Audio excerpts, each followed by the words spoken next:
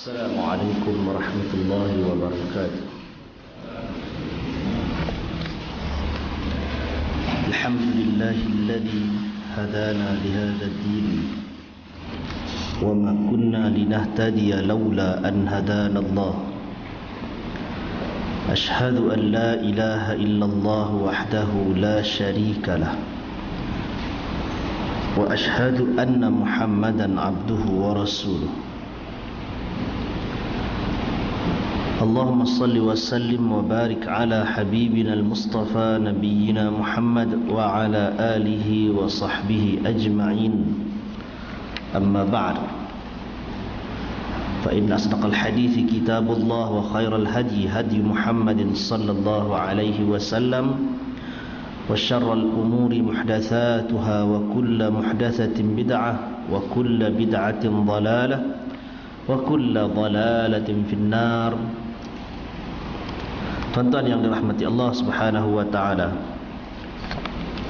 alhamdulillah, malam ini merupakan malam pertama untuk sesi Daurah Ulumul Hadis, kursus Ulumul Hadis.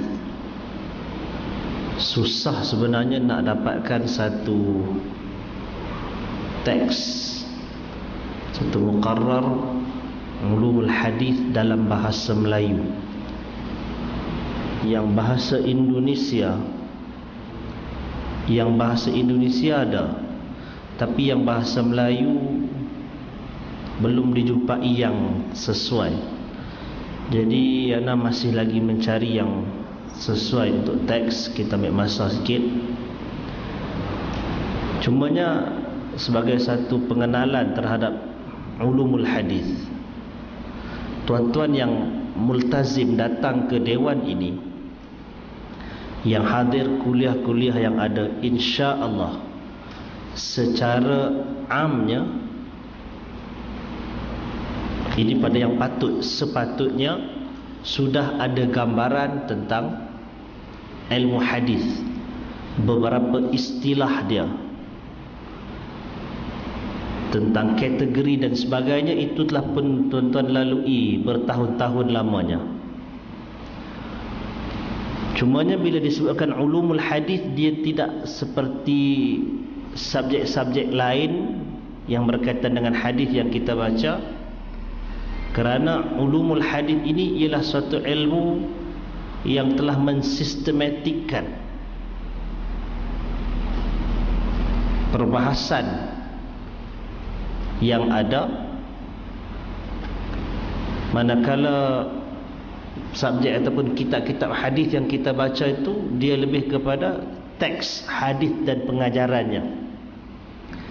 Dan kita akan sentuh tentang ulumul hadis berdasarkan kepada hadis yang kita huraikan, yang kita baca. Jadi ada sikit bentuk perbezaan. Yang ini kalau kita kira, kita ambil balik daripada step yang pertama, kita naik tangga tu, ambil tangga daripada bawah naik atas. Kalau yang nu kita baca, kita mungkin sekadar naik lift ataupun kita naik satu benda ke, naik tinggi, kita ada gambaran tentang, kita bicarakan tentang satu hadis, kemudian kita huraikan dengan kita melihat daripada jauh rantaian topik dalam ilmu hadis. Dan kerana itu juga ulumul hadis ini sebenarnya suatu lautan yang sangat dalam, yang selami. Kalau tuan-tuan belajar ulumul hadis ini sekadar untuk tahu apa yang kita baca, kalau kita baca artikel di dalam apa kita kata, di dalam internet dan sebagainya, forum-forum tu, kita sekurang-kurangnya kita ada big picture, kita ada gambaran tentang apa yang dibicarakan. Maknanya tuan-tuan datang dengan santai, ada apa dia katakan, sedikit kesungguhan, insya-Allah baru tu boleh difahami.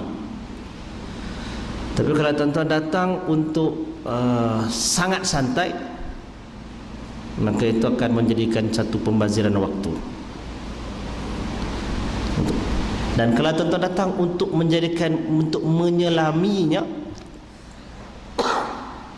nak menjadi penyelam lautan ilmu hadis ini sampai ke dasarnya, maka 12 minggu 12 siri yang kita buat ni tak cukup. Dia memerlukan kepada mutalaah yang lain, dia perlukan kepada homework yang banyak, memerlukan kepada perbahasan yang terperinci. Kerana itu para ulama, kebanyakan tulisan-tulisan zaman moden ini akan bersandarkan kepada kitab Ibn Salah rahimahullah, dan selain daripada kitab Ibn Salah itu banyak kitab-kitab yang lain. Saya tak pasti ada terjemah ke tidak, belum kitab-kitab tu. Dia telah menyusun, dan setiap penulis yang kemudian akan buat susunan yang lebih ringkas ataupun yang sesuai dengan kehendaknya. Baik, apa yang ada dalam gambaran tentang ulumul hadis ini, anda nak ringkaskan, kalau kita nak pecahkan ulumul hadis ini sampai ke dasarnya, dia terbahagi, kita bagikan sekurang-kurangnya kepada 4 level. Sekurang-kurangnya 4 level. Dalam setiap level itu, dalam setiap mustawa itu ada dia punya mustawa-mustawa dia yang lain, pecahan-pecahan dia. Kalau boleh catatkan. Level yang pertama sekali ialah untuk golongan beginners, mubtadi'in, orang yang awal, peringkat awal.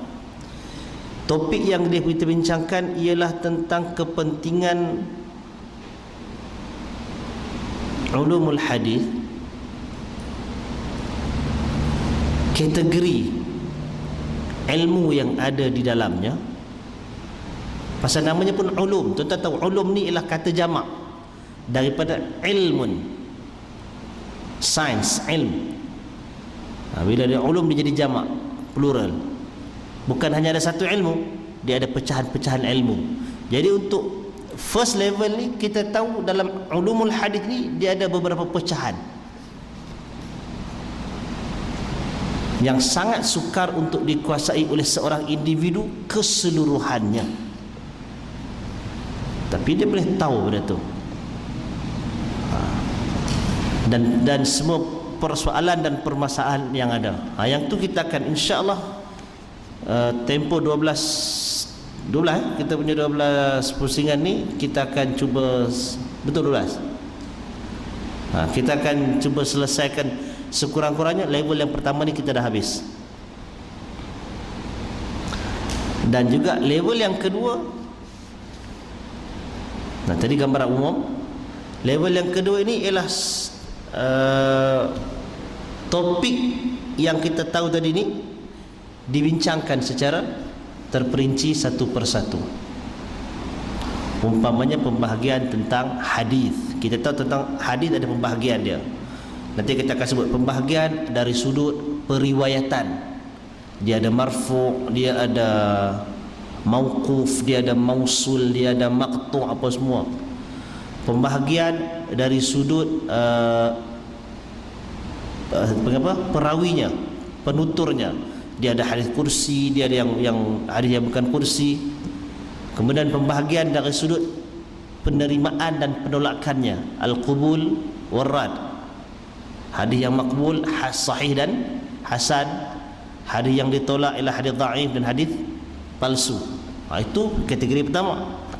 Masuk kategori yang kedua nanti kita akan bincangkan hadis yang sahih itu perinciannya bagaimana, apa kitab yang menyentuh tentangnya, apa perbahasan ulama tentangnya, sejauh mana berihtijaj dengan itu. Itu perincian. Dalam level yang kedua nanti kita akan cuba selesaikan yang itu. Kemudian masuk kepada level yang ketiga, yang ini jarang disentuh dalam peringkat, even kalau di universiti pun, kalau takat peringkat first degree, seingat-ingatnya dia tidaklah sampai ke tahap begitu mendalam, iaitu ilmu al-jarh wa ta'dil. Ini student master belajar lah benda ni, ilmu al-jarh wa ta'dil, dan dia sukar di satu bahagian dan mungkin juga senang di satu bahagian. Kalau kita belajar, pasal tu kita set dalam kepala kita, kalau kita belajar satu, tuan-tuan nak kena ingat, tuan-tuan nak jadi mujtahid ke nak jadi mukallid? Nak jadi mujtahid tak kesampaian kita. Nak jadi muqallid pun ialah muqallid yang ada brand lah. Kerana sebenarnya bila kita belajar dalam level mustawa yang ada ni, kita tidak lebih dari sekadar muqallid kepada sebahagian ulama, kalau pun tak pada semua. Salah satu yang paling penting tentu kita akan taklid kepada apa hukum yang diberikan oleh Al-Bukhari. Mungkin akan ada 1-2 part yang ada konflik. Bila Al-Bukhari kata sahih, Abu Hatim kata dhaif ke, yang tu dia baru up sikit. Sama ada kita nak berkhalid salah satu ataupun kita nak mengambil pendirian memilih salah satu. Bila memilih tu, dia kena ada alasan kenapa kita pilih yang itu. Tuan-tuan jumpa perbahasan ni bila? Dalam bab menyentuh kemaluan, adakah ia membatalkan wuduk ataupun tidak. Kita boleh pilih untuk taklid. Saya nak taklid kepada, dia kata Bukhari saja, pulang pegang Bukhari. Ada kata tak, saya nak taklid kepada Ali Al-Madini, guru pada Bukhari, taklid kepada Ali Al-Madini. Ada kata saya nak taklid kepada Albani, tak apa, taklid kepada Albani. Albani pun dia akan hukum berdasarkan apa yang telah dihukum oleh ulama sebelum daripadanya. Itu level yang ada. Jadi tuan-tuan nak kena set dalam kepala kita, level mana kita duduk ni. Tuan-tuan tak boleh bayangkan duduk sini 12 minggu akan jadi sehebat Al-Albani, mustahil. Baru belajar sikit, lepas tu kira nak pergi hak yang ulama hak yang dah berpuluh tahun buat kerja yang tu. Tak sama. Tentang macam mana Al-Imam Al-Bukhari, Al-Imam Al-Bukhari yang sampai jadi Al-Bukhari itu, dia sudah menghafal, Az-Zahabi dan ulama Ibn Hajar dan sebagainya sebut, dia sudah hafal 70,000 hadis ketika usianya 16 tahun. Dia sudah hafal satu. Itu benda yang sangat-sangat sukar. Yang keduanya, dia bukan duduk saja, dia mengembara untuk mendapatkan ilmu. Dia mengembara dan dia memang full time penuntut dan pengajar ilmu. Allah Ta'ala takdirkan dia ada kata, ayah dia ada kata, dia ada duit tu dia buatkan sebagai capital dia. Dia mudharabah dengan orang, dia cuma ambil kutip duit bulanan lah. Jadi dia sibuk dengan menuntut ilmu. Jadi itu jalan yang dipilih oleh Al-Bukhari.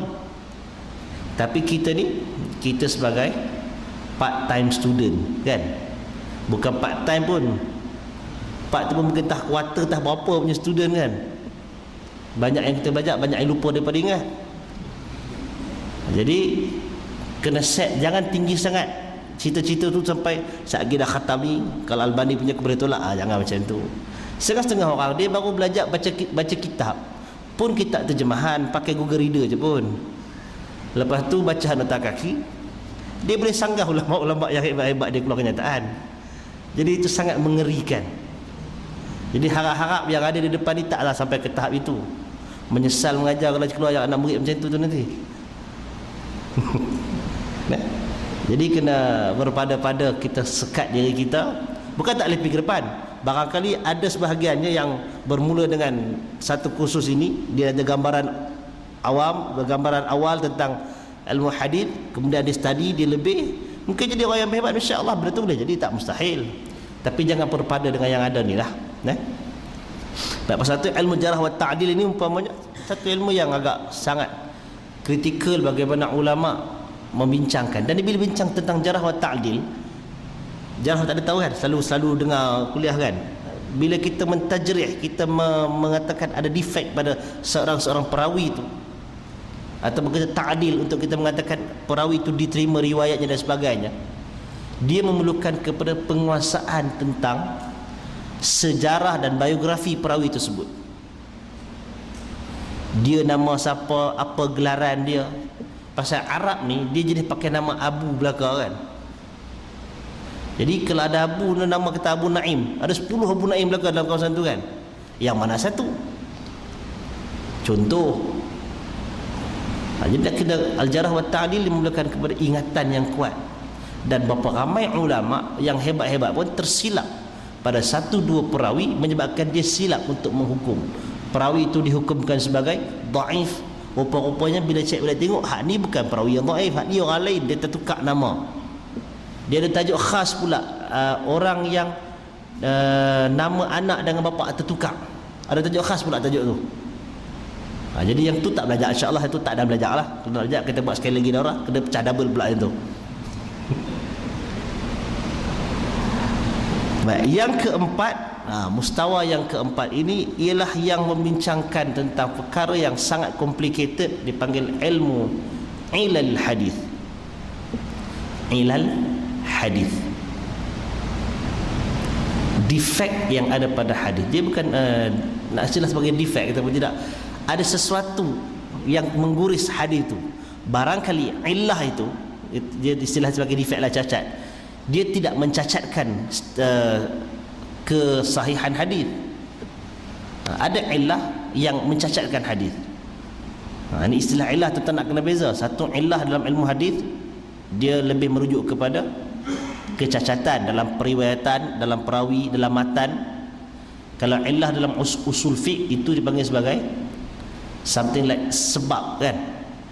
Itu illah. Jadi istilah yang sama tapi untuk konten yang berbeza. Baik, jadi bab yang ketiga ni ilmu ilal hadis.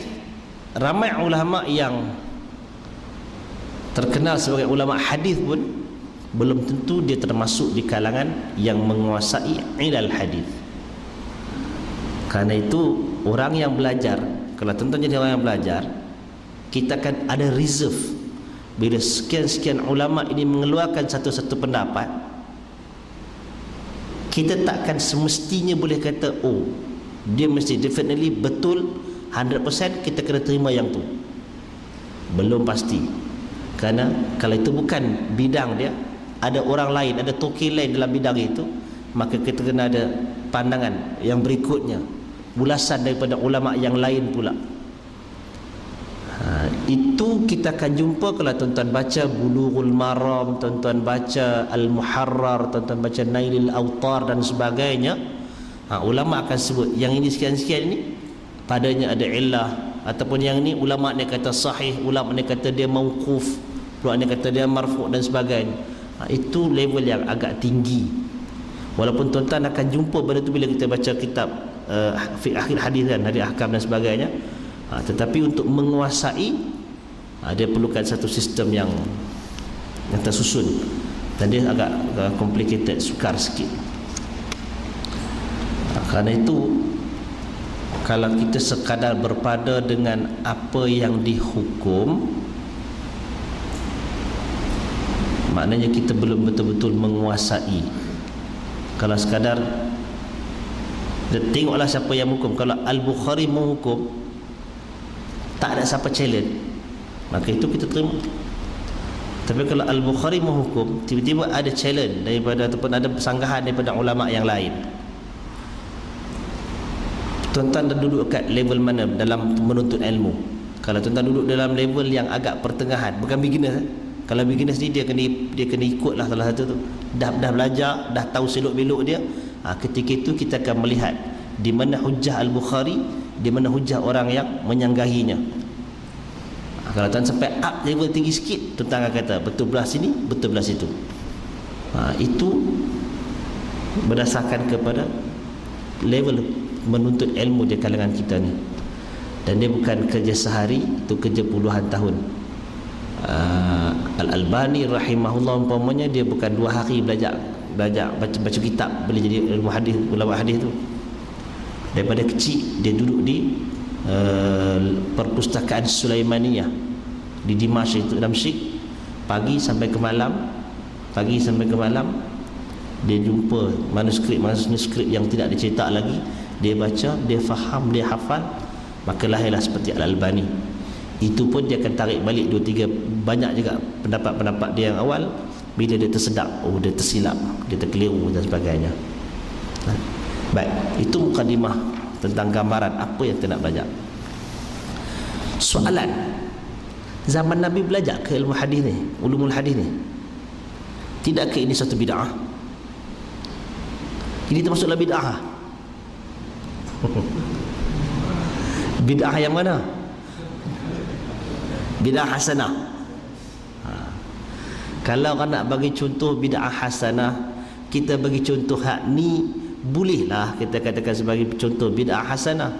Zaman Nabi memang tak belajar secara sistematik. Bukan kata ulumul hadis, segala ilmu yang lain pun tidak diajar secara sistematik, topik by topik, chapter by chapter, tak ada.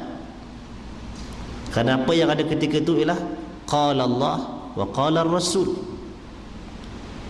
Tetapi selepas zaman Nabi itu, dengan keterhadan, wahyu dah berhenti, Nabi dah wafat, hadis pun dah tak keluar, Nabi dah wafat. Yang ada ialah apa yang ada di dalam ingatan dan catatan para sahabat. Dan masail, isu berkembang, masalah umat ni semakin berkembang dan berkembang. Maka daripada situlah timbulnya tuntutan bagaimana memahami teks yang terhad untuk mengatasi masalah yang semakin berkembang. Itu timbul fiqhul hadis. Macam nak faham teks tu. Dan para sahabat berbeza juga dalam memahami itu, berdasarkan kepada konteks perkataan Nabi itu dikeluarkan. Itu satu part lagi dalam ilmu hadis yang kita yang perlu diterokai. Dah teroka dah, cuma nak perlu diperhalusi benda-benda yang macam itu. Dan bila sampai zaman sahabat tu, benda ni berkembang.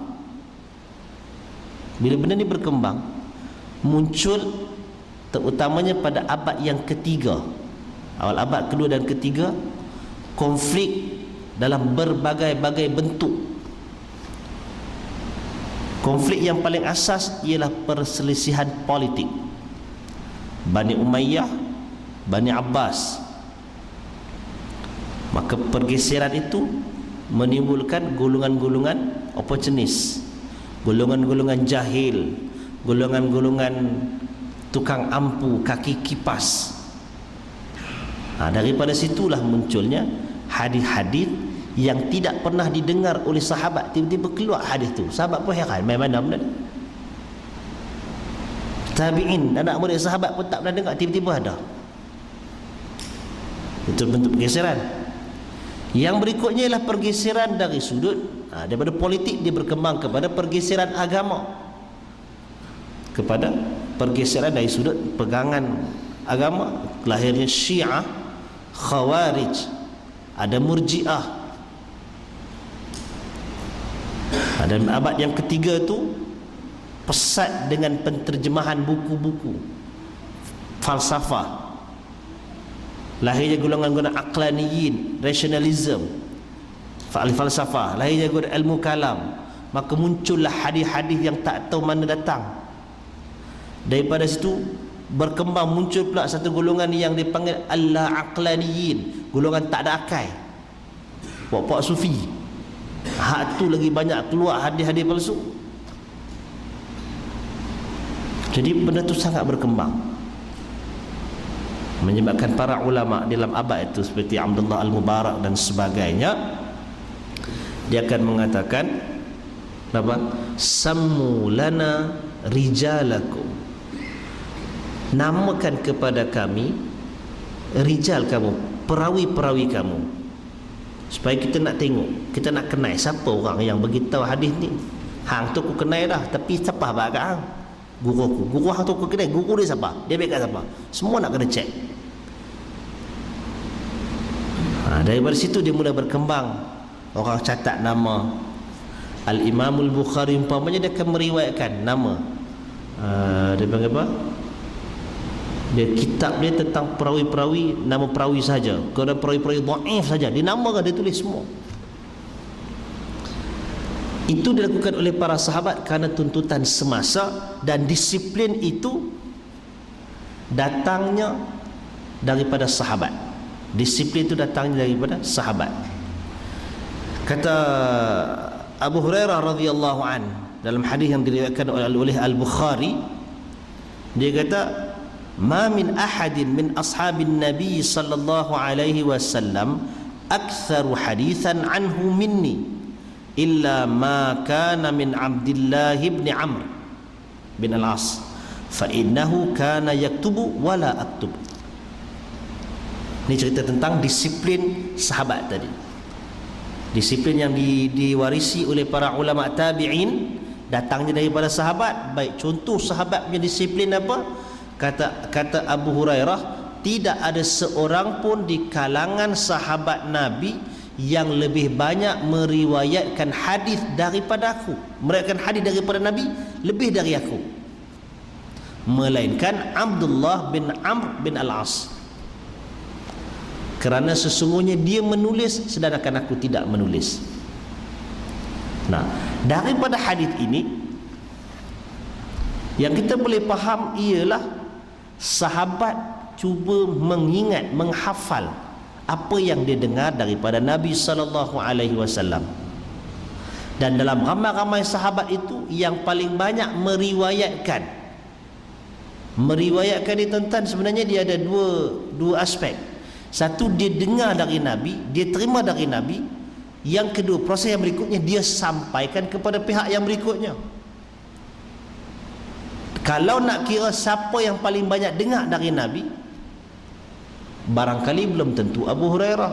Ramai lagi orang yang lain yang lebih awal daripada Abu Hurairah, yang ikut Nabi daripada awal. Abu Bakar umpamanya, Aisyah umpamanya, Abdullah bin Abbas umpamanya, Ali daripada kecil ikut Nabi. Dari sudut dengar daripada Nabi, tentu depa logiknya depa juga ramai banyak. Tapi bila dia katakan apa yang Abu Hurairah maksudkan ialah yang dengar dari Nabi dan yang menyampaikan kepada orang lain. Tak ada yang lebih banyak daripada Abu Hurairah. Dan itu memang dibuktikan. Tuan-tuan tengok senarai musnad, senarai hadis-hadis yang diriwayatkan, nama yang paling tinggi sekali ialah datang daripada Abu Hurairah. Apa faktornya? Faktor yang pertama disebutkan oleh para ulama ialah banyak mulazamah, banyak bersama Nabi. Yang tu dikongsi dengan ramai. Yang keduanya, ingatan yang kuat. Yang tu mungkin ada tapisan sikit dah. Ramai yang dengar tapi lupa. Ternyata dalam banyak hadis juga ada sahabat yang lupa.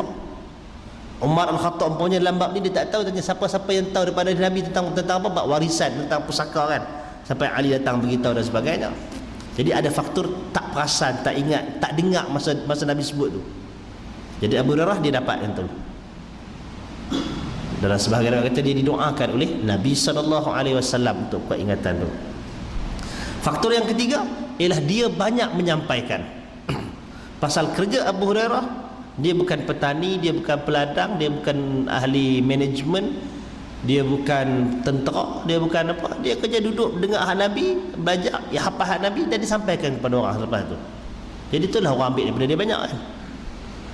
Jadi hadis ni mengatakan itu. Jadi disiplinnya yang ulama yang dikesan daripada para sahabat ini ialah dengar, kemudian ingat, lepas tu sampaikan.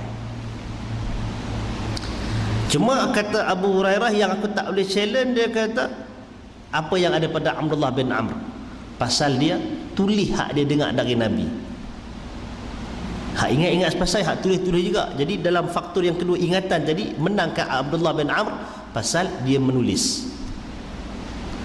Dan apa yang dia tulis itu, kalaupun dia tak sampai secara lisan, ia dibaca oleh generasi yang seterusnya, diriwayatkan secara kitabah dan sebagainya. Itu ada proses dia. Yang tu dia ada tulisan.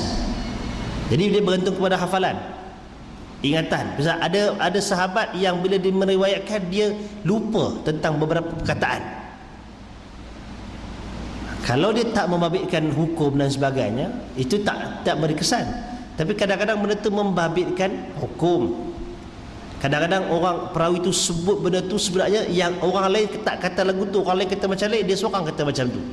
Jadi daripada disiplin itu, para ulama buat kaedah tu yang kita akan jumpa dalam masalah ilmu ilal hadis dan sebagainya.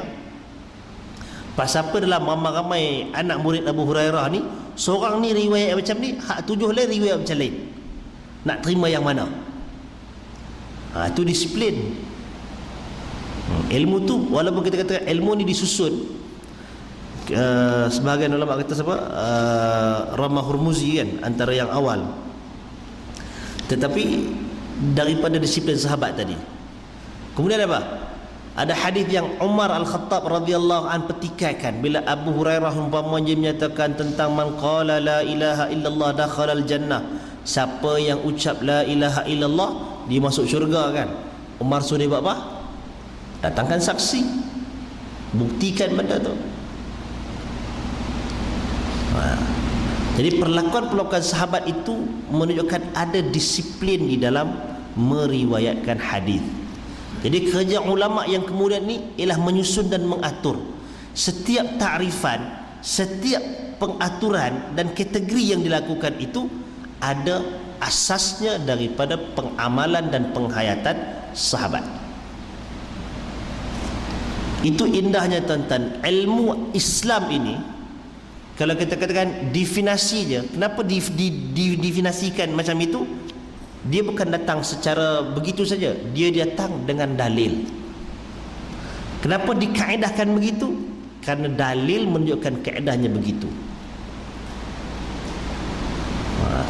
Jadi pasal itu tuan, kalau kita bincang satu-satu isu, kita nak definisikan tu, kalau ilmu Islam definisi tu dia ada base, dia ada sandaran.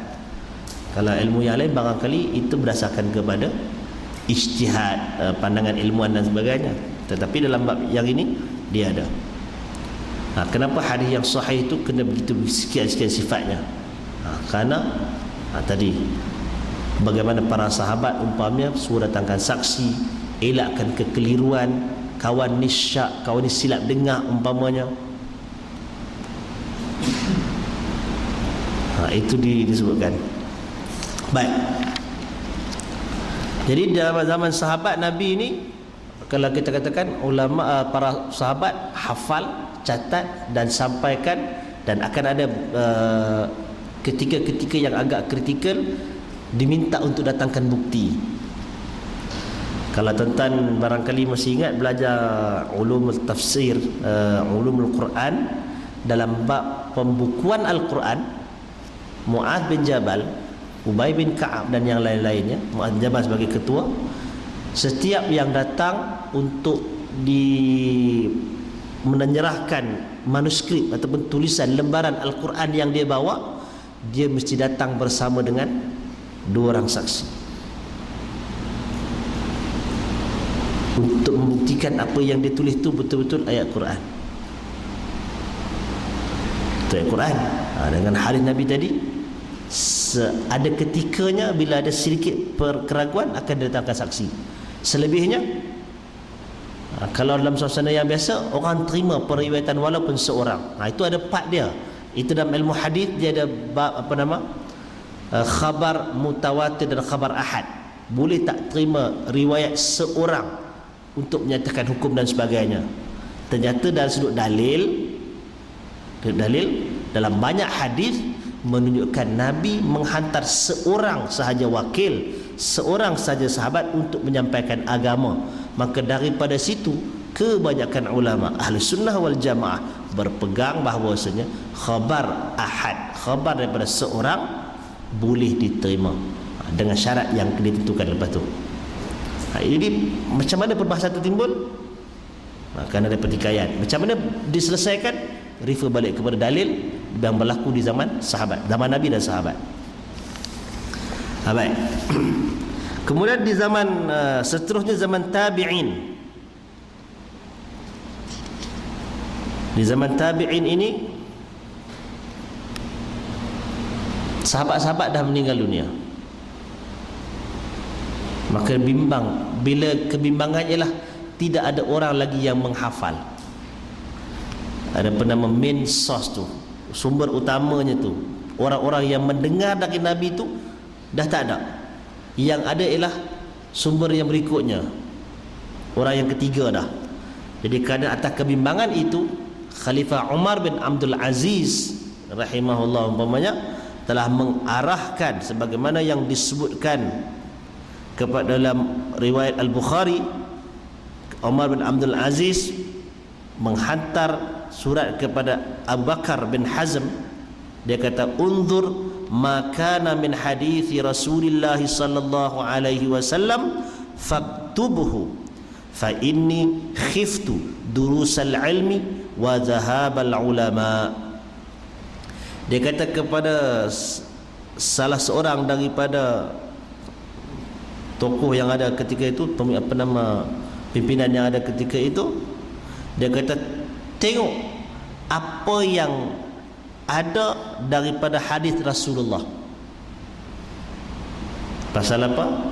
Sahabat dah mula meninggal dunia, maka lapis-lapis yang ada ni, mana-mana hadis Nabi yang ada, dapat yang orang kata daripada Nabi, tulis dia.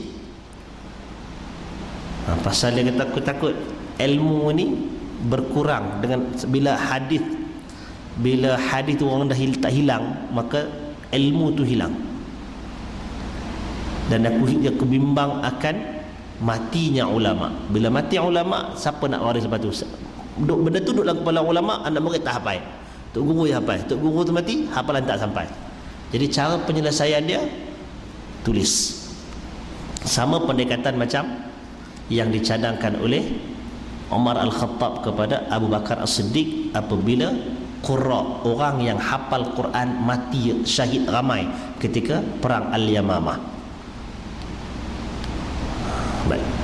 Yang seterusnya,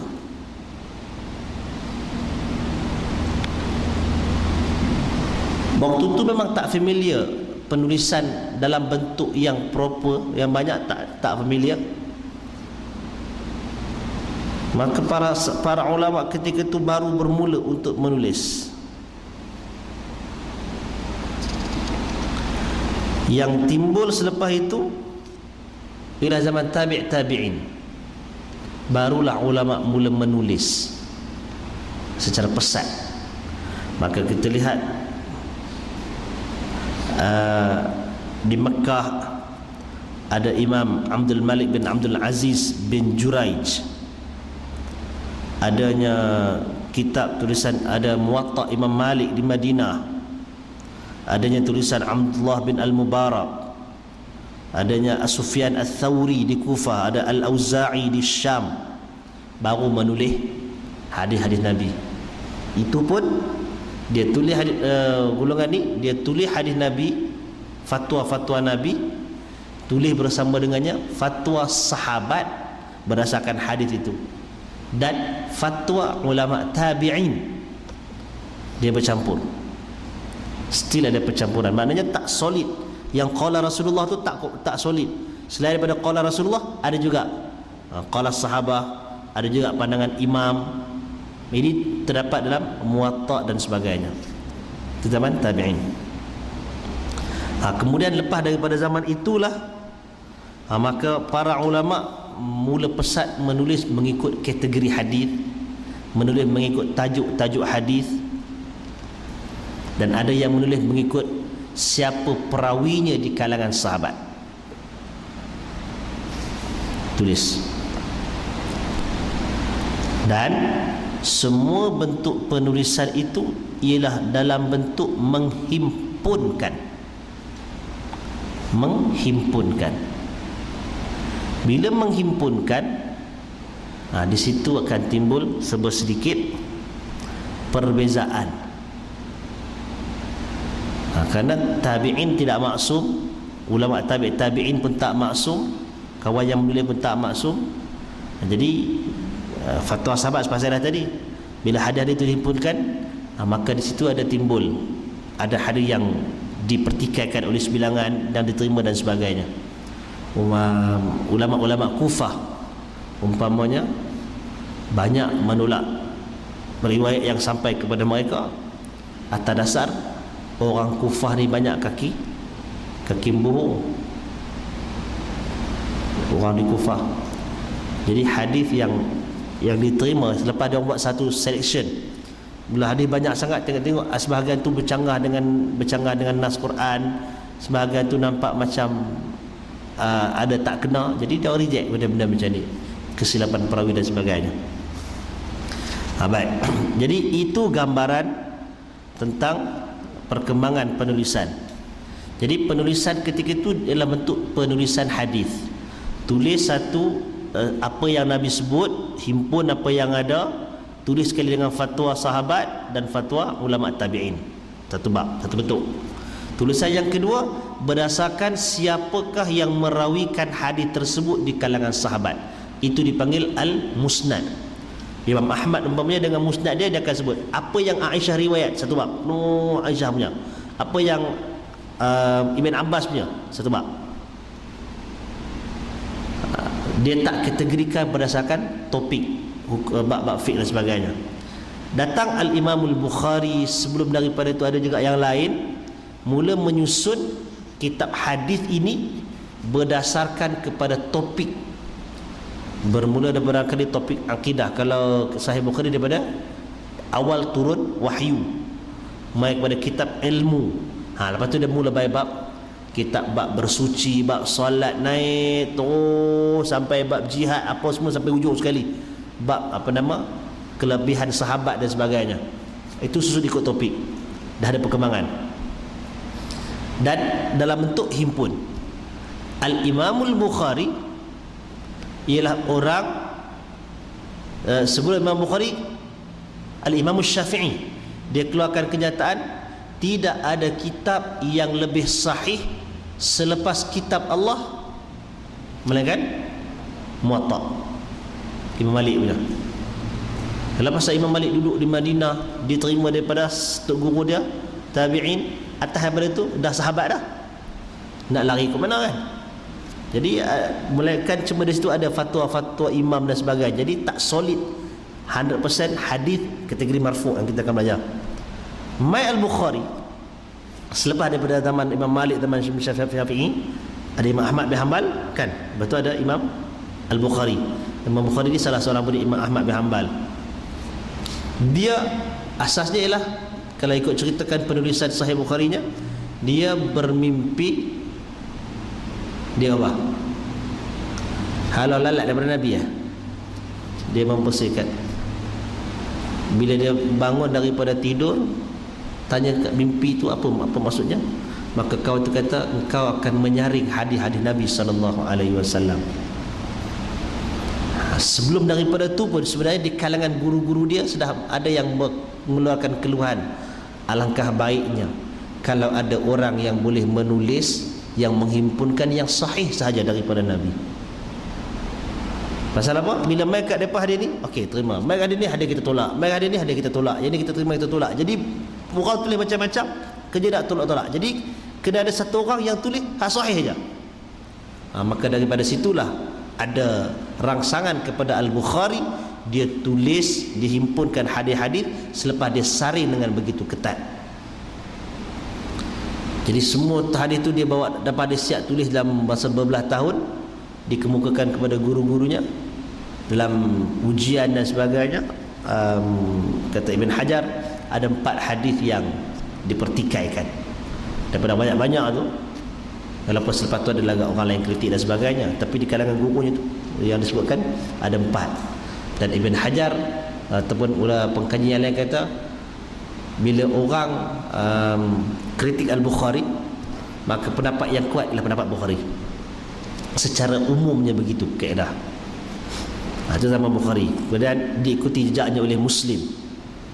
Beza dengan Abu Dawud, At-Tirmidzi, An-Nasai, Ibnu Majah yang tidak mensyaratkan untuk himpun hadis sahih. Walaupun An-Nasai, Sunan An-Nasai antara yang paling sahih di kalangan sunan yang ada tu, tapi dia tak letakkan syarat. Jadi jangan heran kalau ada hadis-hadis yang kita kan kata dia pun tak tahu hadis itu tak sahih. Pasal apa dia berbubuh? Pasal bukan maksud dia menulis hadis tersebut untuk tengok yang sahih dan yang dhaif, tapi untuk dia menghimpunkan riwayat berdasarkan topik yang ada. Dan sebahagiannya menuliskan ulasan. At-Tirmidzi umpamanya, dia kata hadis ini dia akan bagi hasan sahih, gharib, hadis ini pelik. Dia tak gunalah istilah zaman moden, dia guna istilah zaman dia. Kalau hadis ni aku tanya kat Bukhari, Bukhari kita sahih. Dia bagilah hukum dia. Itu bentuk penulisan hadis. Jadi bila benda ni dah banyak tuan-tuan, sampailah kepada yang kemudian ni, daripada topik besar orang ambil topik kecil je. Keluarlah topik kecil. Lahir kitab macam Bulughul Maram, lahir kitab macam sebelum daripada tu ada Al-Ihkam, apa lagi, banyaklah daripada tu ada Al-Muharrar, ada Muntakal Akhbar dan sebagainya, banyak yang ambil sedutan daripada kitab-kitab besar ni tadi. Riyadhus Salihin kemudian kan. Itu dalam bab periwayatan, dan di situ ada sikit sebanyak ilmu yang kita nak belajar ni, dirayah dia, ulumul hadis. Dari sudut penulisan ulumul hadis, topik yang kita nak bincang, subjek kita ni pula, kata para ulama, orang yang pertama menulis dalam usul hadis macam kaedah penerimaan dan penolakan hadis ini, kaedah periwayatan dan penyampaian hadis ini, ialah Al-Imam Abu Muhammad Ar-Rama Hurmuzi, meninggal dunia tahun 260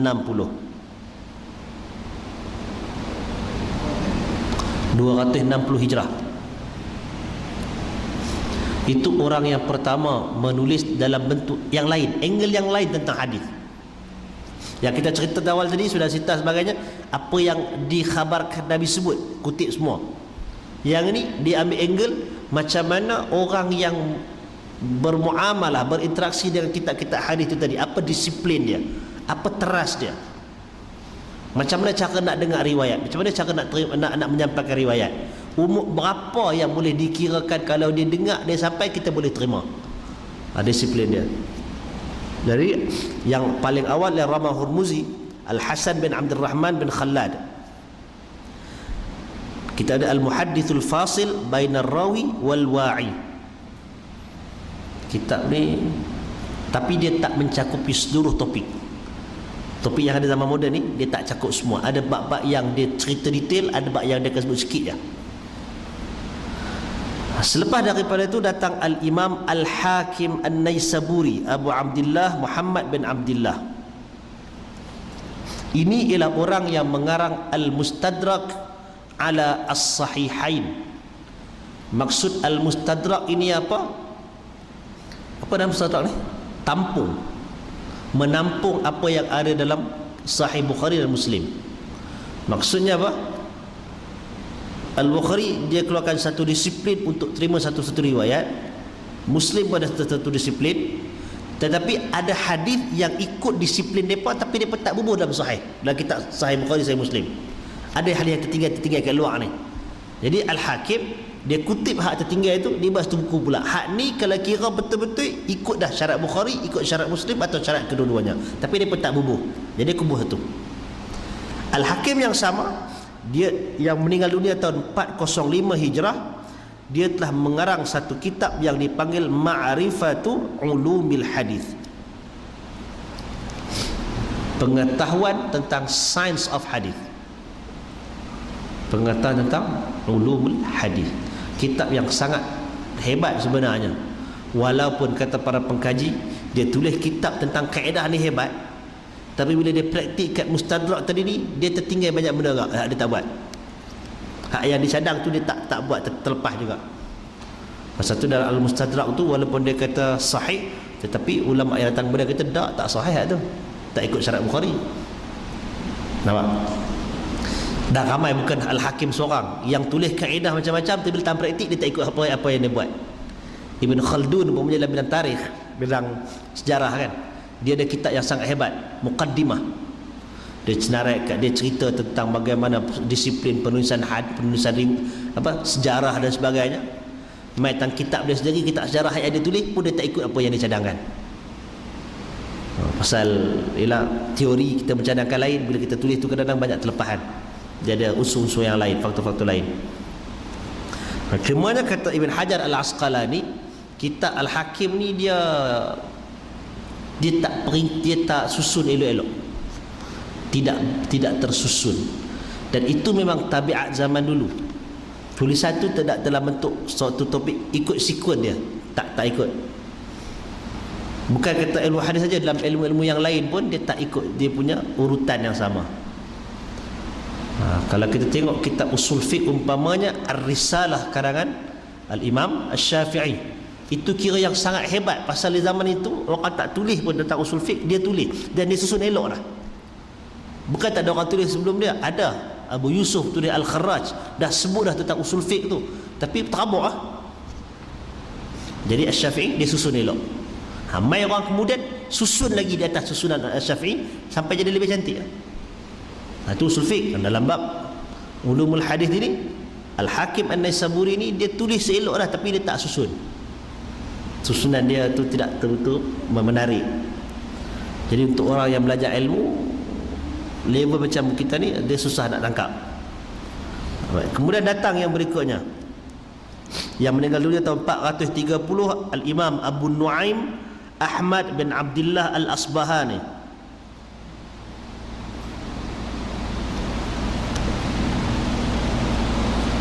Yang ni dia proses kitab Al-Hakim tadi.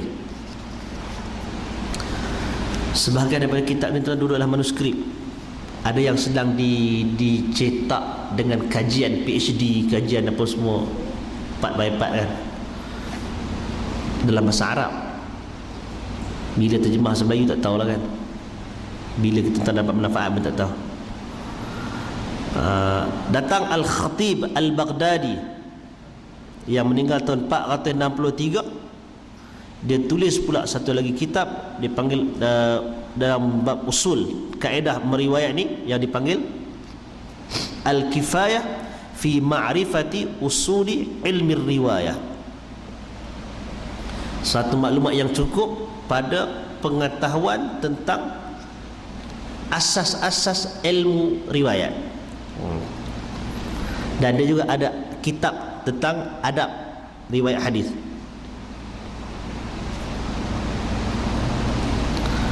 Dia kata, kerana itu kata Al-Imam Ibn Hajar Al-Asqalani, dia kata tidak ada satu seni dalam ilmu hadis ini melainkan orang dah tulis kitab tentangnya. Yang sebenarnya begitu. Tidak ada satu seni yang kita bincang mustawa-mustawa tadi, melainkan sebenarnya ada kitab yang sentuh dah tajuk-tajuk tu.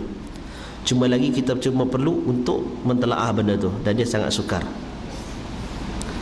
Dan banyaklah kemudiannya ulama yang tulis sampailah kepada Ibn Salah yang meninggal tahun 643. Dan kitab Ibn Salah ni dikira sebagai satu anchor, pusaran dalam tulisan ilmu hadis yang sistematik. Kitab Ibn Salah ni dikira sebagai yang teras sekarang ni, menghimpunkan ilmu yang lama dengan susunan yang baru. Dan itulah Ibn Hajar apa semua buat tulis kitab dia.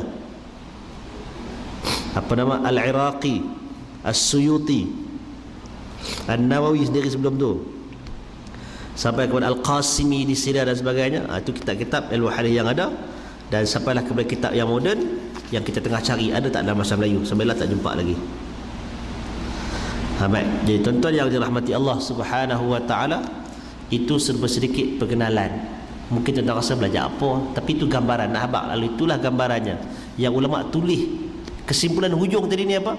Ibn Hajar kata tidak ada satu cabang dalam ilmu hadis melainkan dah ada kitab yang ditulis tentang bendanya.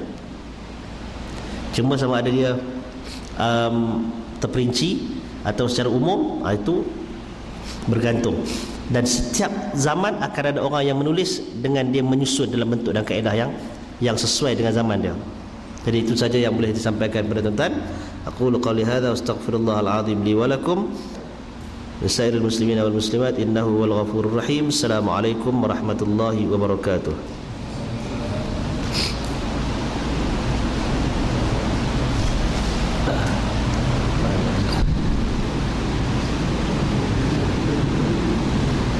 Tuan-tuan kena banyak imajinasi tau. Dia cerita tadi tu, tuan-tuan kena imajinasi.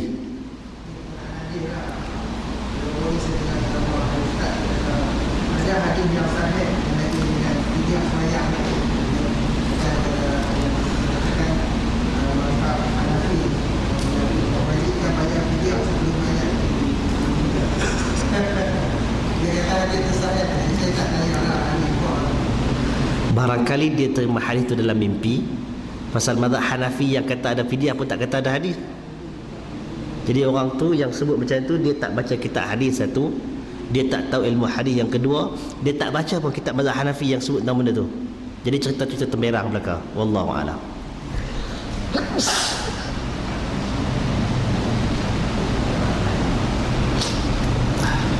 Ya.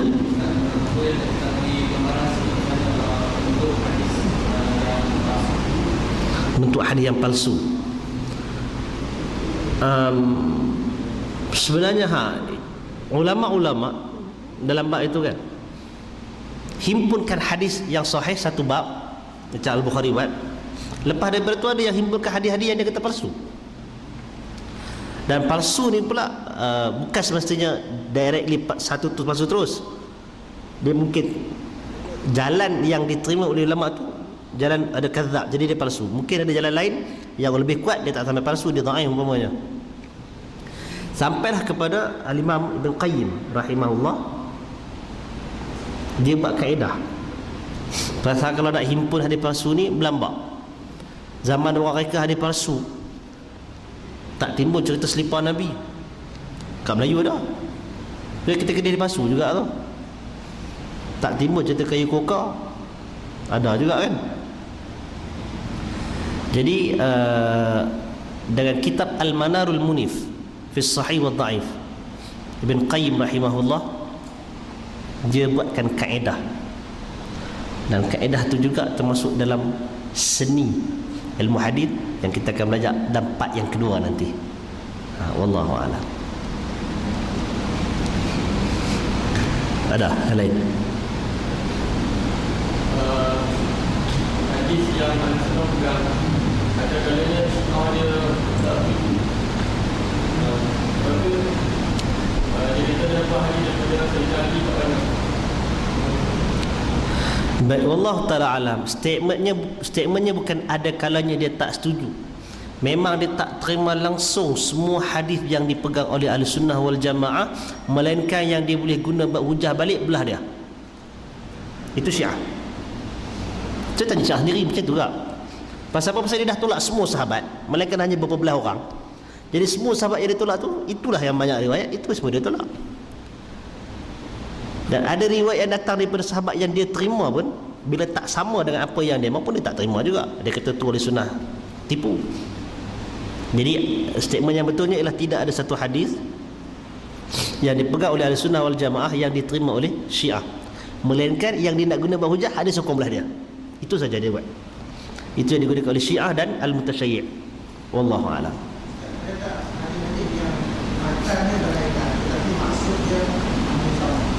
Banyak jenis macam itu. Matan berbeza tapi bermaksud yang hampir sama. Itu termasuk dalam bab, kalau banyak sangat dia panggil sebagai mutawatir maknawi, tentang mengisbatkan adanya azab kubur umpamanya. Matan hadis yang berbeza-beza tapi merujuk satu benda yang disepakati, azab kubur tu ada. Cerita macam-macam. Ada hadis Nabi suruh doa minta lindung daripada azab kubur. Ada hadis yang Nabi pacak pelepah tamar pasal ada azab kubur, macam-macam. Wallahu a'lam. Kemudian subhanakallahumma bihamdika asyhadu an la ilaha illa anta astaghfiruka wa atubu ilaik. Assalamualaikum warahmatullahi wabarakatuh.